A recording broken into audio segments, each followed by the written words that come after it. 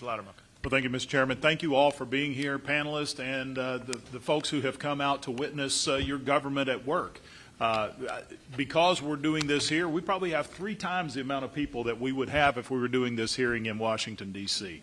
And I appreciate you being here. Now, one thing I do have to comment on is my colleagues on the other side, as you heard, have complained about this being the 9th hearing we've had on this piece of legislation.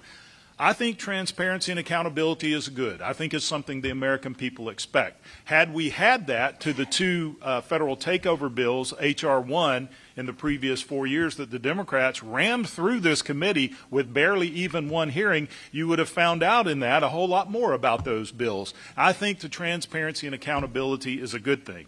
Now, before I get into my general questions, I have learned something from my colleagues because this has been a recurring thing by my friends across the aisle at all of these hearings is the discussion about questions of who won particular elections. And I think that's a valid question to ask. So what I'd like to do is ask each of you this question, simple yes or no answer, and then I'll get into other questions. And I'll start with you, Dr. Ruth. Did Brian Kemp win Georgia's gubernatorial election in 2018 and 2022?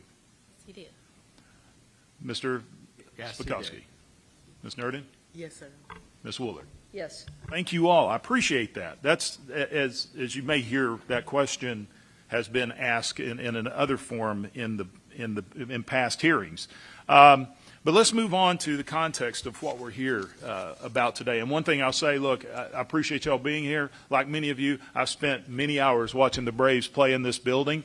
Unlike some of you, I actually attended games that were in the building that was across the street. In fact, the first Braves game I attended at 3 years old, and I didn't even remember it. So it's good to be here doing this, and I appreciate everyone being here.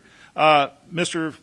Von Spakowski, good to see you again. Thank you for your continued attending these hearings in the field and in Washington, D.C.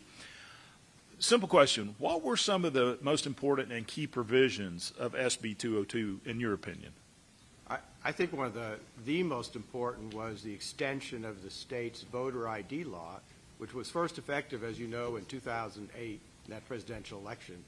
But it only applied to in-person voting. And the state extended it to absentee balloting. They made it extremely easy for people to comply with it. Obviously, it did not in any way hurt turnout. But given the huge increase in the use of mail-in or absentee ballots, having an ID requirement for that, I think, is one of the most important changes that states can make. And as you know, other states followed Georgia's example, Texas, Florida, et cetera. I appreciate that. It was interesting is before we started here earlier, I had a member of the media come to me and say, I've been looking over the bill. This seems like something that should be bipartisan.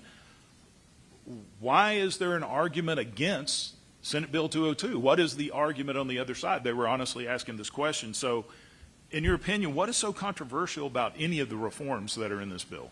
Well, I don't think there should be any controversy over them. Look, the biggest complaint or criticism you always hear is that, well, if you require an ID, you're going to suppress votes.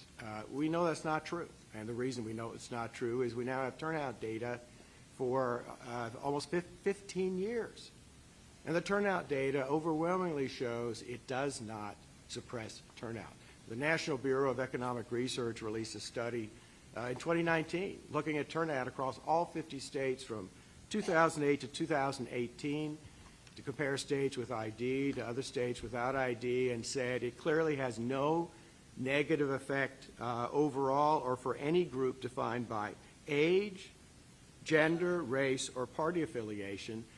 Just this year, a new study was published in the Proceedings of the National Academy of Sciences, in which they took a look at this claim that has been made by some that, for example, voter ID laws benefit the Republican Party and hurt the Democratic Party because it somehow disproportionately keeps people out of the polls. They studied elections from 2003 to 2020 and looked at state-level races, governor, state legislature, congressional and presidential races. It actually slightly gave an advantage, apparently initially, to Democrats. That disappeared by 2012, according to the study, so it doesn't hurt either party. And in fact, they said the one thing they saw consistently across the board was it increased turnout because it apparently motivates and mobilizes the voters of both parties. So people from both parties want to make sure that their votes are counted and that Yes. their votes matter, and that's why this is important. Mr. Chair, I yield back the time that I have already exceeded, and I hope we have several more hearings on this bill as we go forward because it's very important. The gentleman